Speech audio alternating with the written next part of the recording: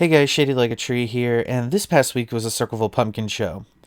I grew up in that town. I grew up in Circleville. I've lived here pretty much my whole life.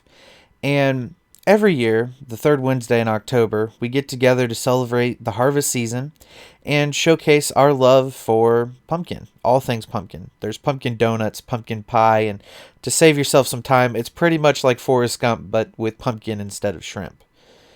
The thing about this event every year that always amazes or astonishes me is how little it changes and how yet it always remains the same. Your favorite booths are generally in the same spot every year. You can pretty much go to the same rides and see the same people, and if you remember a carny who had an impression, you might remember them from year to year. But what really kind of strikes me about the Circleville Pumpkin Show is not the festival itself, but it's the people. It's the people you see, it's the people you talk to, it's the people you meet, and it's the nostalgia associated with that. I live in this town still, but at the same time, growing up, there's all these feelings and emotions because when you're in high school, this is sort of a freedom week. It's a week away from school, it's a week away from work. You have your responsibilities of the booth and things like that, but it's pretty much just a time to hang out with friends or your girlfriend or your love interest. And coming back to it every year and visiting it every year and kind of hanging out and seeing all the usual sights like the giant pumpkin pie or the pumpkin tower or, the giant pumpkins that, weigh more than 1,000 pounds every year. It's about all those old emotions that get stirred up. It's the feeling of nostalgia. It's since you're walking around town like you did when you were in high school before you had your car, you feel all those old emotions, that angst, that nostalgia, the unrequited love, the lost love, the heartbreak.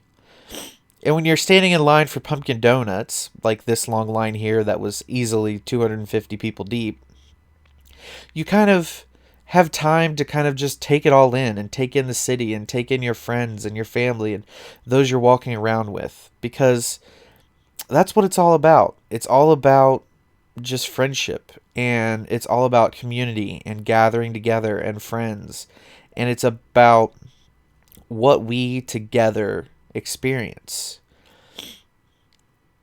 Because even though today we aren't as close of friends as we once were, and that ex-girlfriend from high school has moved on and could be married, have kids, whatever, maybe not, it's all about how you felt back then and how far you've come now. You can't help but just walk around and reflect on, oh hey, I remember that time when we did this, and I couldn't help but remember the time when I made out with my then girlfriend near the information booth for the first time, or when when the band I was in high school marched in the parade, and we would always stop at this one particular spot, put a performance on for our parents and fans and whatnot, and then we would continue with the rest of the parade. There's so many fond memories, and you never remember really the bad ones, you just remember the important ones.